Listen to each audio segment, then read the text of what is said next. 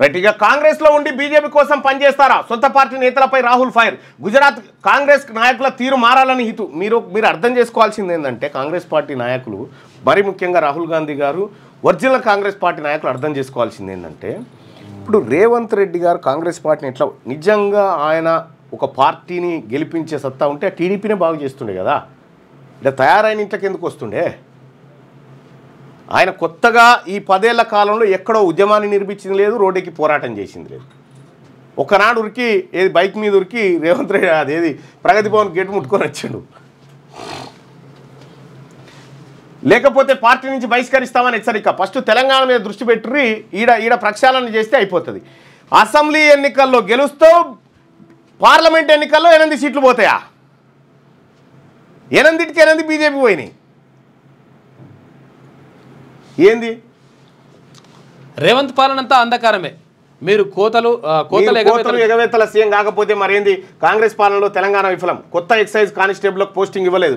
సమస్యను CM excise మంత్రి పరిష్కరించట్లే. BRS నేత ఆర్ఎస్ ప్రవీణ్ కుమార్. పరీక్షా ఫలితాలను నిలిపేయాలి, ఎస్సీ వర్గీకరణ జరిగే వరకు ఆపాలి.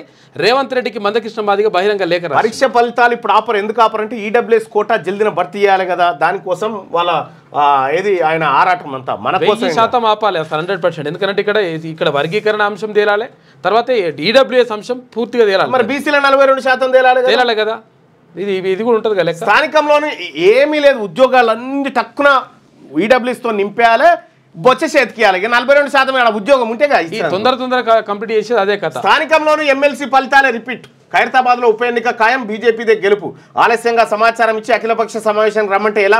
మేము పనిచేస్తుంటే కాంగ్రెస్ వాళ్ళు అడ్డుపడుతుండ్రు, వాళ్ళని నమ్ముకుంటే రేవంత్ నట్టేట మునుగుతాడు. నిజామాబాద్ ఎంపీ ధర్మపురి అరవింద్. మొగల్స్లా రేవంత్ పాలన. జయదిర్గుట్ట డివిజన్ గుట్టపై 17 దేవాలయాలను కూల్చివేస్తారా?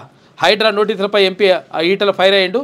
సనాతన ధర్మంపై దాడికి యత్నిస్తే ఊరుకోం, నోటీసులు వెనక్కి తీసుకోవాలని చెప్పేసి డిమాండ్ చేసిండు. లేటెస్ట్ న్యూస్ తెలుగు మరియు ఇంగ్లీష్ అప్డేట్స్ కోసం ఇప్పుడే క్యూన్యూస్ అఫీషియల్ యాప్ని ప్లే స్టోర్ నుండి డౌన్లోడ్ చేసుకోండి. సరికొత్త సమాచారాల కోసం క్యూన్యూస్ వెబ్సైట్ని ఫాలో అవ్వండి. ఛానల్లో ప్రాంతీయ, జాతీయ, అంతర్జాతీయ వార్తలు వీక్షించండి.